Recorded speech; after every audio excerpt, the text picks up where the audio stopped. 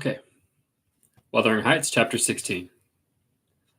About 12 o'clock that night was born the Catherine you saw at Wuthering Heights, a puny 7 months child, and 2 hours after the mother died, having never recovered sufficient consciousness to Miss Heathcliff, or to know Edgar. The latter's distraction at his bereavement is a subject too painful to be dwelt on. Its after effects showed how deep the sorrow sunk. A great addition in my eyes was his being left without an heir. I bemoaned that as I gazed on the feeble orphan, and I mentally abused old Linton for what was only natural partiality, for securing his estate to his own daughter instead of his son's. An unwelcomed infant it was, poor thing. It might have wailed out of life, and nobody cared a morsel during those first hours of existence. We redeemed the neglect afterwards, but its beginning was as friendless as its end is likely to be. Next morning, bright and cheerful out of doors, stole softened in through the blind of the silent room and suffused the couch and its occupant with a mellow, tender glow. Edgar Linton had his head laid on the pillow and his eyes shut. His young and fair features were almost as deathlike as those of the form beside him, and almost as fixed. But his was the hush of exhausted anguish, and hers of perfect peace. Her brow smooth, her lids closed, her lips wearing the expression of a smile. No angel in heaven could be more beautiful than she appeared, and I partook of the infinite calm in which she lay.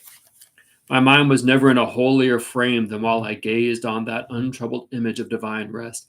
I instinctively echoed the words she had uttered a few hours before, incomparably beyond and above us all. Whether still on earth or now in heaven, her spirit is at home with God.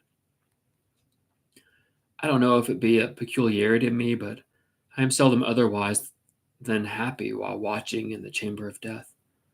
Should no frenzied or despairing mourner share the duty with me? I see a repose that neither earth nor hell can break, and I feel an assurance of the endless and shadowless hereafter, the eternity they have entered, where life is boundless in its duration, and love in its sympathy, and joy in its fulness. I noticed on the occasion how much selfishness there is, even in a love like Mr. Linton's, when he so regretted Catherine's blessed release. To be sure, one might have doubted after the wayward and impatient existence she had led, whether she merited a haven of peace at last. One might doubt in seasons of cold reflection, but not then, in the presence of her corpse. It asserted its own tranquillity, which seemed a pledge of equal quiet to its former inhabitant. Do you believe such people are happy in the other world, sir? I'd give a great deal to know. I declined answering Mrs. Dean's question, which struck me as something heterodox. She proceeded, retracing the course of Catherine Linton. I fear we have no right to think she is, but we'll leave her with the Maker. The master looked asleep, and I ventured soon after sunrise to quit the room and steal out of the pure, refreshing air. The servants thought me gone to shake off the drowsiness of my protracted watch. In reality, my chief motive was seeing Mr. Heathcliff. If he had remained among the larches all night, he would have heard nothing of the stir at the Grange, unless perhaps he might catch the gallop of the messenger going to Gimmerton. If he had come near, he would probably be aware that the lights flitting to and fro in the opening and shutting of the outer doors, that all was not right within. I wished, yet feared to find him. I felt the terrible news must be told, and I longed to get it over, but how to do it I did not know. He was there, at least a few yards further in the park, leant against an old ash tree, his hat off and his hair soaked with dew that had gathered on the budded branches and fell pattering around him. He had been standing a long time in that position, for I saw a pair of owls passing and repassing scarcely 3 feet from him, busy in building their nest and regarding his proximity no more than that of a piece of timber. They flew off at my approach, and he raised his eyes and spoke. "She's dead," he said. "I've not waited for you to learn that. Put your handkerchief away. Don't snivel before me. Damn you all! She wants no more of your tears." I was weeping as much for him as for her. We do sometimes pity creatures that have none of the feeling either for themselves or others, and when I first looked into his face, I perceived that he had got intelligence of the catastrophe, and a foolish notion struck me that his heart was quelled, and he prayed because his lips moved and his gaze was bent on the ground. "Yes, she's dead," I answered, checking my sobs and drying my cheeks. "Gone to heaven, I hope, where we may every one join her, if we take due warning and leave our evil ways to follow good." "Did she take due warning, then?" asked Heathcliff, attempting a sneer. "Did she die like a saint? Come, give me a true history of the event. How did—" He endeavored to pronounce the name, but could not manage it. And compressing his mouth, he held a silent combat with his inward agony, defying meanwhile my sympathy with an unflinching, ferocious stare.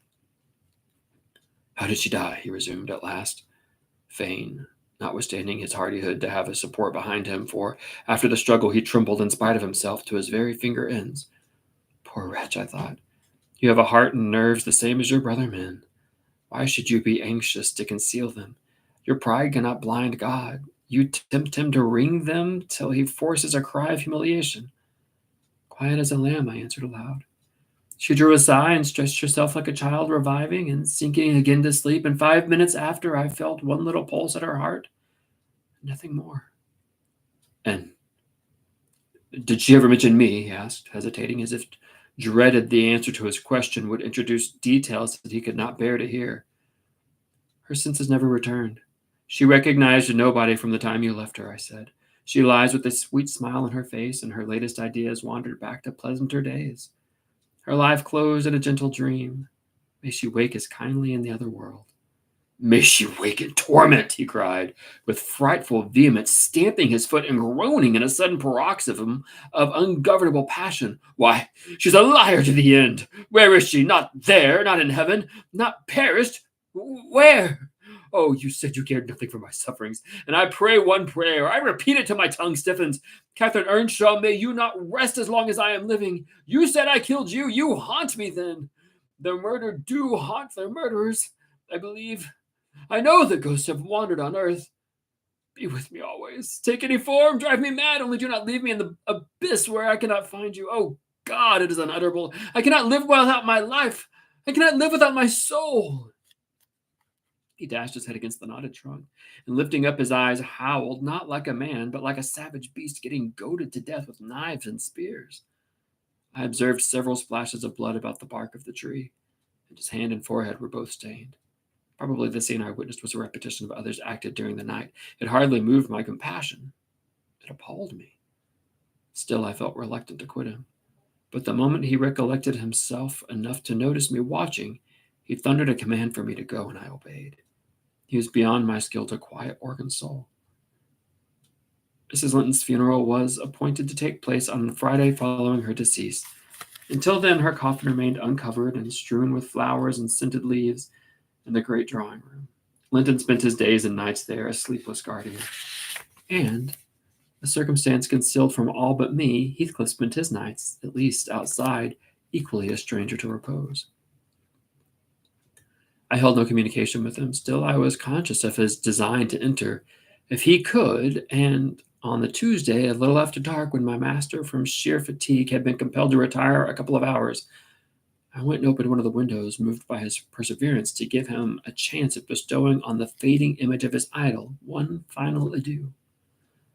He did not omit to avail himself of the opportunity cautiously and briefly, too cautiously to betray his presence by the slightest noise. Indeed, I shouldn't have discovered that he had been there except for the disarrangement of the drapery around the corpse's face, and for observing on the floor a curl of light hair, fastened with a silver thread, which, on examination, I ascertained to have been taken from a locket hung around Catherine's neck.